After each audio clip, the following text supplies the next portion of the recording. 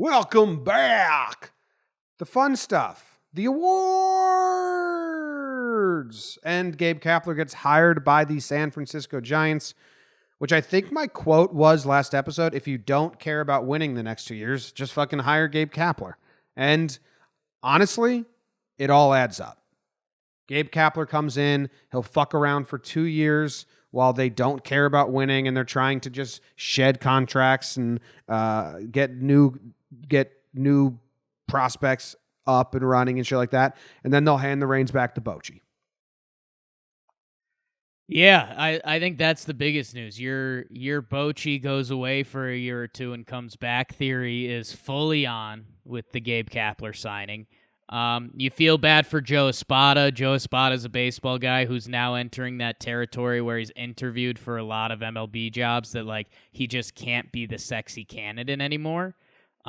Like, he almost needs to go away from interviewing for MLB jobs for, like, 3 or 4 years, and then it'll be like, hey, you know who never got his chance, who's a really good coach? Joe Espada. Yeah. Joe Espada, actually, I heard a rumor that... Here comes a lie. I heard this. Okay, you heard this. Yeah. I heard Joe Espada sat down and said, we got a couple things that we were doing in Houston that I'd love to implement here, kind of help the batters anticipate a little better. I'll tell you if you hire me. Yeah. That's what I heard Joe said in his interview. That's yeah, and I know we have to stop talking about Houston, and it's cool that you heard that somehow. Yeah. The only guy that was kind of denying the Houston stuff was Carlos Beltran, and no, it's also convenient. Carlos Beltran is trying to get a managerial job. Has one. So, he got one. So yeah, I if I was him, I'd be full cold shoulder and working on the Mets, babe. Anyways, yeah, Gabe Kapler. I don't know. He's a much better fit for the Bay. He's a ripped up. He's kind of a Bay Area guy. He's like roped up, yet he's kind of soft spoken, a little offbeat a little bit. The Bay Area might come to like him. And here's the trick. There's going to be next year is going to be a bad year for the Giants. They're going to lose. So Gabe Kapler needs to make sure it's not so bad that he gets chopped after 1 year. And then he's got 1 year to earn the managerial job before Bruce Bochy comes back. And we still don't think they're going to be good in 2 years. But if he can show improvement and if the team can like him, he'll get a third year. But otherwise, yeah, I mean, this my quick hitter line that I was going to use on you that I thought you'd like was, this makes the Matheny signing look great. Yeah. Gabe Kapler, why hire him, Jake?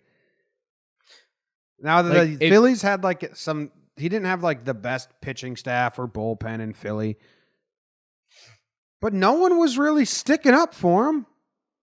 Inside or outside, no one was like, that guy deserves another shot. He got a bad break here. Like, that didn't happen.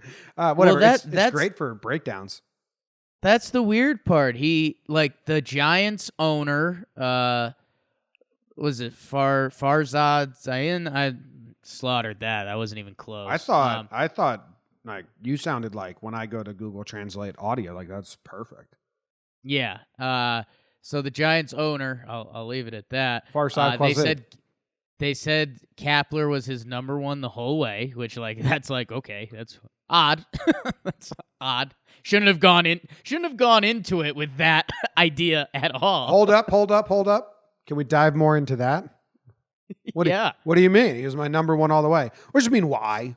Basically, why? Just give us the reason that it would be that. And yeah, I think that was funny, though. There was a report that they did do a thorough, they went through Philly. They talked to people in the organization, people on the team, and they said they got rave reviews on Kapler. So maybe it's just the Phillies wanting the Giants to lose the next couple years. But yeah, I don't know, man. Good. The Giants got their man. No, he's hired to get fired. You got to replace a beloved manager by a franchise that expects to compete every year, and they expect the organization to put the top quality out every year because the Giants have been pretty good at that. So I think this is a recipe for disaster because Giants fans are going to really feel hopelessness for like the first time. Now they've lingered on it. Last year though, they got some hope. They didn't trade. They were going to go after that wild card spot. And I think these next 2 years are going to be like full on no hope rebuild, and we don't have our beloved manager anymore, and Kapler's just going to be such an easy target because he is, because of the way he goes about himself. So I'm excited for the breakdowns, and I think he's going to get absolutely roasted. Well, you know his game plan. It's the fence is getting moved in 6 feet for the bullpens. Just aim over there now, guys. I will say this. Gabe Kapler was the only man in Major League Baseball, but that honestly didn't know sign stealing with cameras was going on, and he is appalled. What? In our sport? Because that's how he handled every fight with an umpire. Call the game fair. He hasn't been able to get out of bed. I don't know if I want to be part of this league anymore. Yeah. All right, so good job, Kapler. Congrats on the new job. He's not going to be able to stay tan in San Francisco. Prove us wrong. There's sun. Yeah. There's sun. Yeah, San Francisco is pretty overcast, like 11 months of the year. You're not tanning. Gabe will be tan. He'll go to some salons. They spring training. He's got some sprays. They do road trips. Like Gabe Kapler's going to be tan. Don't be disappointed by that. Would you think Gabe Kapler has like a very sad shirt tan line because he wears the uniform all the time, and like hat tan line? I think he spends majority of his off time eliminating tan lines. He might have some at-home sprays, a booth in his house. If I see a shirtless Gabe Kapler and he's got farmer's tan, I'll be pretty disappointed in him.